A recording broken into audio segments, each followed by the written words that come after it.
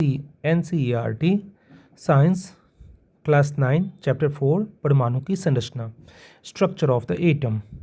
Chapter का नाम है स्ट्रक्चर ऑफ द एटम, परमाणु की संरचना। पदार्थ में आवेशित कण, पदार्थ में आवेशित कण, charged particles in matter. First topic है हमारा डाल्टन का परमाणु सिद्धांत। जो पिछले चैप्टर में हम लोग पढ़े थे उसमें क्या बताया गया था? हम बताए थे कि परमाणु को अभाज्य बताया गया था, अविभाज्य।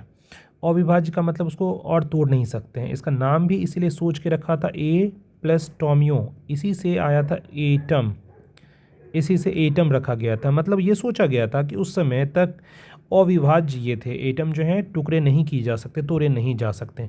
लेकिन फिर क्या हुआ, 19वीं शताब्दी के अंत में इलेक्ट्रॉन और प्रोटॉन जब खोज कर लिया गया तब ये कहा गया कि नहीं, ये सिद्धांत गलत था कि एटम जो हैं यानी परमाणु जो हैं अविभाज्य नहीं हैं।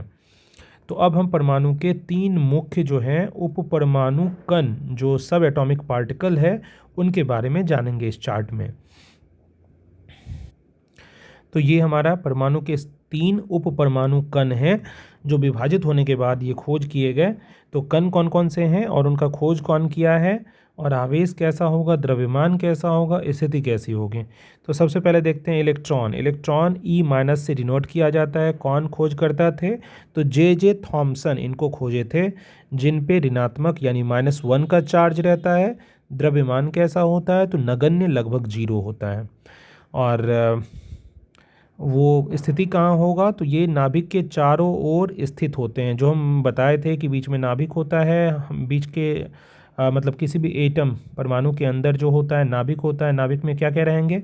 तो प्रोटॉन प्लस न्यूट्रॉन रहेगा, और बाहरी कक्षा में ना इलेक्ट्रॉन रिवॉल्व होते रहता है।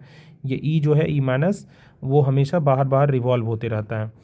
अब क्या है प्रोटॉन? प्रोटॉन को कौन खोजे थे? तो प्रोटॉन P+ से डिनोट होता है, स्मॉल p+ लिखते हैं। खोजकर्ता डिस्कवर कौन किए थे? तो ई गोल्डस्टीन इनको खोजे थे। और आवेश क्या होता है? तो धनात्मक +1 आवेश होता है। द्रव्यमान 1 इकाई इसकी रहती है, और नाभिक के अंदर ये हमेशा मिलेगा, अभी जस्ट बता रहे थे। और न्यूट्रॉन स्मॉल n से लिखते हैं, न्यूट्रॉन को स्मॉल n से लिखते हैं। जेम्स चैडविक खोजे थे, खोजकर्ता कौन थे? तो जेम्स चैडविक। और आवेश इस पे नहीं होता है, 0, न्यूट्रल होता है ये। न्यूट्रॉन से न्यूट्रल याद रख सकते हैं कि ये न्यूट्रल होता है, इसलिए तो इसको न्यूट्रॉन कहते हैं। 9, द्रव्यमान इसका क्या होगा? तो 1 इकाई ही रहता है, लगभग प्रोटॉन के बराबर द्रव्यमान होता है। तो प्रोटॉन और न्यूट्रॉन का द्रव्यमान होगा, लेकिन इलेक्ट्रॉन का द्रव्यमान नहीं के बराबर होता है। और स्थिति कहाँ रहेगी? तो ये भी नाभिक के अंदर ही रहता है। बताए थे कि अंदर में P+N रहता था, उसी को परमाणु का द्रव्यमान कहते थे।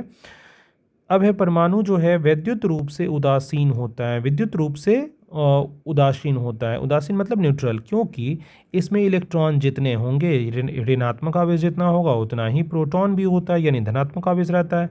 मतलब अगर 10 इलेक्ट्रॉन है और 10 प्रोटॉन है तो क्या हो गया? 10 माइनस का चार्ज और फिर 10 प्लस का चार्ज, तो ये दोनों मिलके तो 0 बना दिया। तो इस तरह से परमाणु हमेशा उदासीन होता है। इलेक्ट्रॉन हमेशा ऋणात्मक होगा, जितने इलेक्ट्रॉन रहेंगे उतना ही प्रोटॉन की संख्या होगी, तो धनात्मक और ऋणात्मक का चार्ज बराबर हो जाता है। अब हमारा नेक्स्ट जो टॉपिक है वो है परमाणु के मॉडल। परमाणु के मॉडल कौन कौन से हैं? Models of the atom. तो उप परमाणु कण जो है वो जब खोज लिया गया था उनके बाद क्या हुआ कि अलग अलग वैज्ञानिक जो है ना, उनकी व्यवस्था समझाने के लिए, मतलब कि कैसे परमाणु हो सकता है, कोई तो देखा नहीं था अच्छे से, तो सब अपना एक्सपेरिमेंट करके एक्सपीरियंस से बताते थे कि हाँ ऐसा हो सकता है मॉडल, तो वैसा हो सकता है मॉडल। उप परमाणु कण यानी इलेक्ट्रॉन, प्रोटॉन, न्यूट्रॉन जो है वो खोज लिए जाने के बाद जो है वैज्ञानिक जो व्यवस्था उनकी बताने लगे। अलग अलग वैज्ञानिक एटम का अलग अलग रूप में व्यवस्था बता रहे थे। सबसे पहले वैज्ञानिक आए इस परमाणु के मॉडल बताने के लिए, थॉमसन। थॉमसन का परमाणु मॉडल ये क्या था? Thomson's model of atom. Plum pudding model कहते हैं इसको, बहुत फेमस हुआ था उस समय कि प्लम पुडिंग मॉडल कहते हैं। अवधारणा इसमें क्या उन्होंने यूज़ किया था कि परमाणु जो है एक धनावेशित होता है, धनावेशित गोला है, जिसमें इलेक्ट्रॉन यानी नकारात्मक रूप से धसे होते हैं। मतलब कुछ ऐसा कि अगर आप यहाँ पे एग्जाम्पल भी लिखा हुआ है तरबूज के बीज की तरह, मान लीजिए ये आपका एटम है तो धनावेशित गोला है, यानी बाहर प्लस रहेगा और अंदर जो है माइनस, अंदर अंदर में कहीं ना कहीं माइनस वो हर जगह फैला हुआ रहेगा। कैसे? तरबूज में उसका जो सीड होता है, तरबूज में सीड जो होता है वैसे ही जहाँ जहाँ सीड होता है वैसे वैसे समझ लीजिए माइनस का चार्ज होगा और बाहर बाहर प्लस का रहेगा। सिद्धांत ये ऐसा ही कुछ दिए थे कि परमाणु एक धनावेशित गोला है जिसमें इलेक्ट्रॉन नकारात्मक रूप से धंसे होते हैं, जैसे तरबूज में बीज। अब इनका सिद्धांत क्या था कि धनावेश और ऋणावेश परिमाण में समान होते हैं, इसीलिए परमाणु विद्युत रूप से उदासीन होता है। तो सिद्धांत तो इनका लगभग ठीक ही था कि धनावेश और ऋणावेश सही में परिमाण में समान होता है, इसलिए परमाणु जो होते हैं वैद्युत रूप से उदासीन होते हैं। अब सीमाएं, यानी इसमें दिक्कत क्या आया कि यह मॉडल अन्य वैज्ञानिकों द्वारा किए गए प्रयोग, यह मॉडल जो है अन्य वैज्ञानिकों द्वारा किए गए प्रयोगों, विशेषकर रदरफोर्ड जब आए तब उनके परिणामों की व्याख्या नहीं कर पाया और तब इनको हम लोग मानना बंद कर दिए।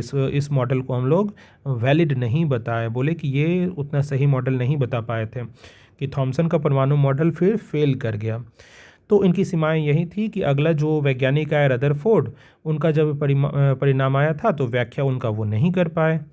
अब अगला जो मॉडल हम लोग पढ़ेंगे वो है रदरफोर्ड का परमाणु model, Rutherford's model of atom, नाभिकीय मॉडल इन्होंने बनाया था। ये क्या है अब ये देखते हैं। रदरफोर्ड का परमाणु मॉडल प्रयोग उन्होंने क्या किया, एक एक्सपेरिमेंट उन्होंने किया था। क्या किया गया था उस एक्सपेरिमेंट में कि अल्फा कणों को सोने की पतली पन्नी पर टकराया गया था। एक वो प्लेट ले लिए, प्लेट नहीं एक पन्नी की तरह का था, सोने का बहुत पतला पन्नी था। इसको थोड़ा मोटा करके दिखा रहे हैं ताकि समझ में आए। तो सोने की पतली पन्नी ले लिए जिसमें मान लीजिए छोटा छोटा सोने का जो होगा एटम होगा, और इस पर क्या किया ना वो अल्फ़ा कणों का ये करवाया, मतलब क्या कहते हैं बॉम्बार्डिंग। इस पे अल्फ़ा कण आता था, टकराता था इस पे। तो देखा गया कि बहुत सारा अल्फ़ा कण ऐसे ही पास कर जाता है, बहुत सारे अल्फ़ा कण जो होते हैं ऐसे ही पास कर गए, कुछ थोड़े थोड़े मुड़ जाते थे, कुछ थोड़े थोड़े मुड़ गए, और एक मतलब बहुत बहुत ज़्यादा में एक ही केवल वापस लौटता था। ऐसा कुछ एक्सपेरिमेंट है, आगे क्लास में भी पढ़ेंगे, क्लास 11 या 12 में ये ज़रूर आएगा, बहुत डिटेल से वहाँ करेंगे। तो अल्फ़ा कण का प्रयोग उन्होंने किया था, सोने की पतली पन्नी पर टकराने से अल्फ़ा कण का परिकिरणन वो करवाए थे। और अवधारणा क्या यूज किया गया था कि परमाणु का समस्त धनावेश जो है और अधिकांश द्रव्यमान जो है एक छोटे से क्षेत्र में केंद्रित होता है। अभी जस्ट आपको हम बता रहे थे कि बहुत सारा तो पास कर गया, इसलिए उन्होंने माना कि बहुत सारा परमाणु में जगह जो है वो खाली खाली रहता है, तब तो किरण अल्फा किरण पास कर गई। तो कहीं ना कहीं ये सिद्धांत जो है बहुत हद तक सही था, क्योंकि परमाणु में सच में बहुत जगह खाली होता है, तब तो किरण पास कर जाते हैं अल्फा किरण, और कुछ किरण जो है टकरा के वापस चले गए। यानी इनसे ये पता चलता है कि धनावेश कण जो है कहीं ना कहीं अंदर होता है, क्योंकि अल्फा कण भी पॉजिटिव चार्ज था, और अंदर अगर पॉजिटिव चार्ज है तब तो ये टकरा के वापस दूर दूर भाग जाएगा। और एक ही किरण जो है ना 4000 3000 किरण में, बहुत ज़्यादा किरण में कोई एक किरण था जो वापस आता था। तो ये हम समझ गए कि बहुत छोटा सा पार्ट जो होगा ना वो इसका न्यूक्लियस होगा। इस प्रयोग से बहुत कुछ जानकारी मिला था और बहुत ज़्यादा दिन वैलिड भी रहा ये। तो परमाणु का समस्त धनावेश जो है अधिकांश द्रव्यमान एक छोटे से क्षेत्र में केंद्रित होता है, जिसे नाभिक कहते हैं। तब फिर नाभिक इनको बोला जाने लगा। तो उस समय से न्यूक्लियस का कॉन्सेप्ट आया कि परमाणु का धनावेश, समस्त धनावेश जो है और अधिकांश द्रव्यमान एक छोटे से केंद्र में केंद्रित होता है, जिसे नाभिक यानी न्यूक्लियस कहते हैं। अब इलेक्ट्रॉन के बारे में क्या बताया गया, इलेक्ट्रॉन जो है नाभिक के चारों ओर वृत्ताकार कक्षाओं में चक्कर लगाते हैं। इलेक्ट्रॉन कहाँ होते हैं, जो हम बताए थे मॉडल, तो इलेक्ट्रॉन जो होते हैं वृत्ताकार मार्ग में कक्षाओं में चक्कर लगाते हैं नाभिक के चारों ओर। फिर इसके बाद का जो पॉइंट है वो है नाभिक का आकार जो है परमाणु के आकार की तुलना में बहुत छोटा होता है। आप देखे थे बॉम्बार्डिंग जब अल्फा कण का हुआ था तो बहुत कम ही जो किरण है वो जो है रिफ्लेक्ट, मतलब वो डिस्पर्स हुआ था, मतलब अलग अलग दूर दूर हो गया था, टकरा के दूर चला गया था, ऐसे दूर आ गया था, और एक ही कण वापस आया था। इस तरह से हम समझते हैं कि नाभिक का आकार जो है परमाणु के आकार की तुलना में बहुत छोटा होता है। अब इसकी भी कुछ सीमाएं हैं, इनकी भी कुछ लिमिटेशंस आ गई थी कि रदरफोर्ड का मॉडल तो बहुत फेमस हुआ, लेकिन कुछ ना कुछ इनकी भी लिमिटेशन थी ताकि हम अगले मॉडल पे बढ़े। कुछ चीज़ एक्सप्लेन नहीं कर पाया था, जैसे वृत्ताकार कक्षा में घूमने वाले इलेक्ट्रॉन जो हैं ऊर्जा उत्सर्जित करेंगे।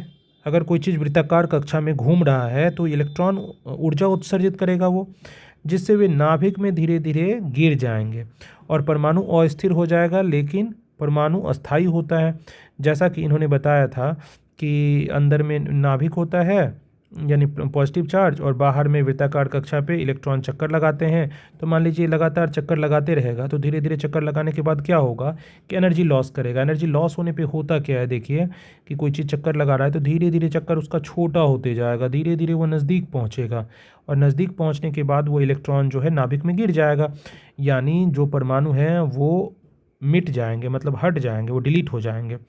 तो परमाणु तो अस्थाई होता है, ये तो कभी विनाश होता नहीं है अपने आप। तो इस तरह से इनकी एक सीमा आ गई कि ऐसा इन्होंने कहा था। तो ये मॉडल बहुत हद तक सही मान के भी इनकी लिमिटेशंस आ गई कि परमाणु अस्थाई नहीं हो सकते हैं, परमाणु तो अस्थाई होते हैं। तो इस तरह से उसके बाद फिर नेक्स्ट मॉडल पे हम लोग चलते हैं। इसी जो लिमिटेशंस है उसको ओवरकम करने के लिए हम लोग नेक्स्ट मॉडल पे आए। तो उसके बाद आए बोर का परमाणु मॉडल। जो हमारे बोर्ड साइंटिस्ट का नाम है, उनका परमाणु मॉडल क्या था, बोर्ड्स मॉडल ऑफ एटम, उसमें क्या था। तो देखिए सुधार इनमें क्या किए। तो रदरफोर्ड में जो कमियां थी ना, रदरफोर्ड में बहुत हद तक मतलब मिला के चलिए कि 80% लगभग वो सही बताए थे। 20% जो वो कमी था ना उनमें, उनके अवधारणा में, तो उनके जो मॉडल में 20% कमियां थी, उनको बोर का परमाणु मॉडल सही कर दिए। सुधार क्या किए कि रदरफोर्ड की कमियों को दूर किया। अवधारणाएं ये क्या मान के चले कि इलेक्ट्रॉन केवल कुछ अनुमत कक्षाओं यानी डिस्क्रीट ऑर्बिट में ही घूम सकते हैं। मतलब इन्होंने कहा कि इलेक्ट्रॉन ऐसा नहीं होगा कि नाभिक जो है उसके जहाँ तहाँ घूमते रहेगा, इलेक्ट्रॉन कोई फिक्स ऑर्बिट में ही घूमेगा। मतलब इलेक्ट्रॉन जो है नाभिक अगर मान लीजिए बीच में है तो अलग अलग ऑर्बिट बना हुआ रहेगा, फिक्स ऑर्बिट, उसी ऑर्बिट में घूमेगा, जैसे तैसे वो इधर उधर नहीं घूम सकता है। मतलब या तो इस पे घूमेगा, या तो इस पे घूमेगा, या तो इस पे घूमेगा, मतलब एक फिक्स ऑर्बिट में घूमेगा। तब उसमें क्या होगा कि डिस्क्रीट ऑर्बिट उसी को कहते हैं। तो इलेक्ट्रॉन केवल कुछ अनुमत कक्षाओं यानी डिस्क्रीट ऑर्बिट में घूम सकता है। इन कक्षाओं में घूमते समय इलेक्ट्रॉन ऊर्जा जो है उत्सर्जित नहीं करते। इन्होंने पहले ही ऐसा मान लिया, जिस चीज़ में प्रॉब्लम हो रहा था, रदरफोर्ड को प्रॉब्लम सहना पड़ा, उस चीज़ को ये पहले ही सॉर्ट कर लिए कि अवधारणा में मान लिए कि घूमते समय यानी इन कक्षा यानी डिस्क्रीट ऑर्बिट में जो इलेक्ट्रॉन घूमेगा तो उसका ऊर्जा जो है उत्सर्जित नहीं होगा, मतलब उसका एनर्जी जो है लॉस ही नहीं होगा। तो फिर छोटा कैसे कक्षा बनाएगा, तो गिरेगा ही नहीं वो। इन कक्षाओं या कोषों को ही KLMN या संख्या 1 2 3 4 से दर्शाया जाता है। मतलब अगर नाभिक अगर आपका है, ये न्यूक्लियस है, और फिर कोई एटम का न्यूक्लियस है ये, तो ये K वाला कक्षा हो गया, फिर ये M वाला कक्षा हो गया, फिर ये N वाला कक्षा हो गया,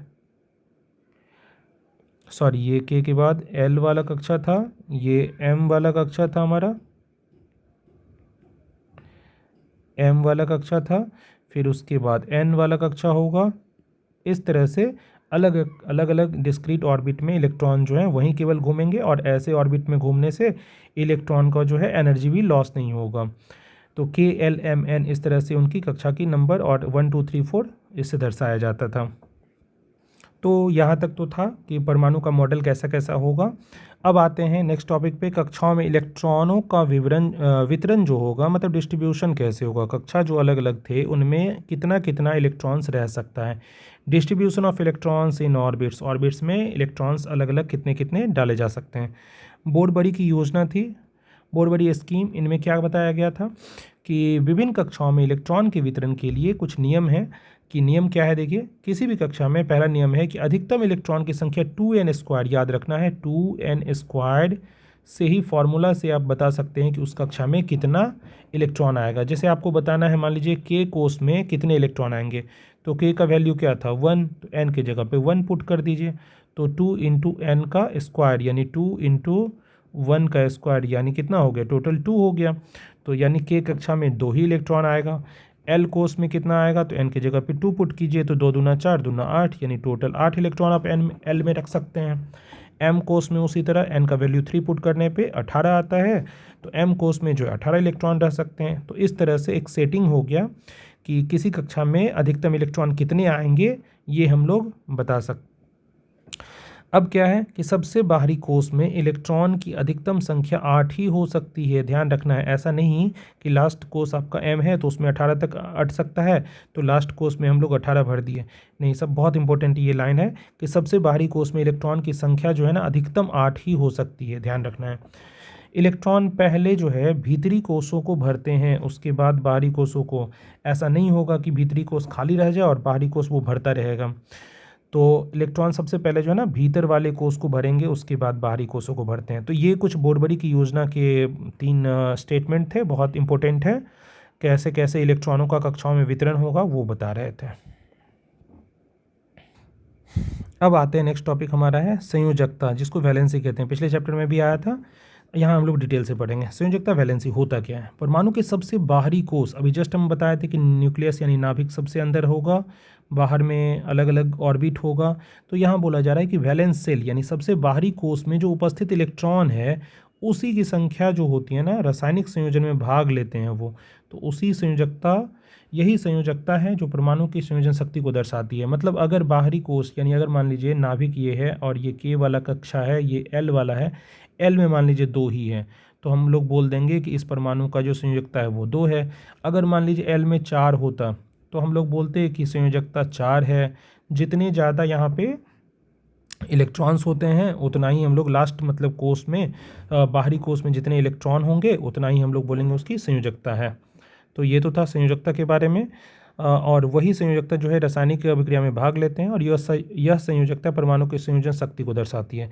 जिन तत्वों का बाहरी कोष में 8 इलेक्ट्रॉन होते हैं वही तो अक्रिय गैस होते हैं। इसके बारे में हम लोग ऑलरेडी पढ़ चुके हैं, उदासीन गैस बोलते थे। पीरियडिक टेबल में ये सबसे किनारे पे होता था। ऐसा कुछ पीरियडिक टेबल अगर आपका है तो सबसे किनारे पे जो है ना ये वाला hydrogen helium, neon, argon, krypton, xenon, radon, ये सारे के सारे गैस यहाँ पे भरे हुए होते हैं। और इस तरह से जिन तत्वों का बाहरी कोष यानी ये सारे तत्व जो है ना जो अक्रिय गैस होते हैं उनकी बाहरी कक्षा जो है 8 इलेक्ट्रॉन भरे होते हैं, और ये अक्रिय इसलिए होते हैं क्योंकि रिएक्शन तभी करेगा जब 8 इलेक्ट्रॉन से कम होगा। तो इनमें 8 का 8 पूरा भरा हुआ है तो अक्रिय गैस माना जाता है। अब नेक्स्ट हमारा टॉपिक है परमाणु संख्या और द्रव्यमान संख्या। एटॉमिक नंबर किसको कहते हैं और मास नंबर किसको कहते हैं। तो पहला है परमाणु संख्या, एटॉमिक नंबर। जेड से डिनोट करते हैं, कैपिटल जेड से डिनोट करते हैं। किसी परमाणु के नाभिक में, अब हम लोग बहुत अच्छे से जानते हैं कि नाभिक में जो है प्रोटॉन होता है और न्यूट्रॉन होता है।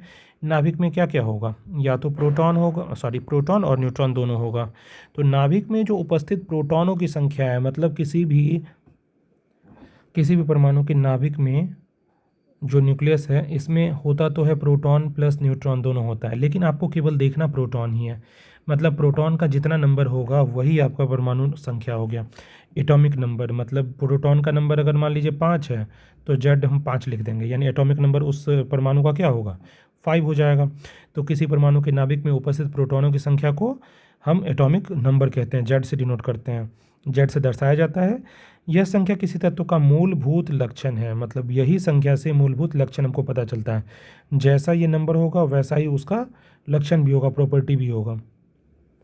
अब नेक्स्ट हमारा टॉपिक है द्रव्यमान संख्या, मास नंबर, जिसको ए से डिनोट करते हैं। वो कैसे निकालते हैं, तो फिर से चलते हैं उसी मॉडल पे। आपका ये जो नाभिक होता था, न्यूक्लियस अंदर में होता था और बाहर में कक्षा होती थी, तो न्यूक्लियस में क्या होता था, P+N होता था। तो अब क्या कीजिए, दोनों को जोड़िए। P का नंबर मान लीजिए है 5 और इसका भी नंबर मान लीजिए 5 है, तो टोटल कितना हो गया, टोटल हो गया 10। तो आपको इसका मतलब हो गया उस परमाणु की द्रव्यमान संख्या 10 हो गई। यानी द्रव्यमान संख्या निकालने के लिए आप जितने प्रोटॉन हैं और न्यूट्रॉन हैं उन दोनों को जोड़ दीजिए। उन दोनों को जोड़ने से जो नंबर आएगा वही ए होगा। ए का मतलब वो हमारा परमाणु द्रव्यमान संख्या है।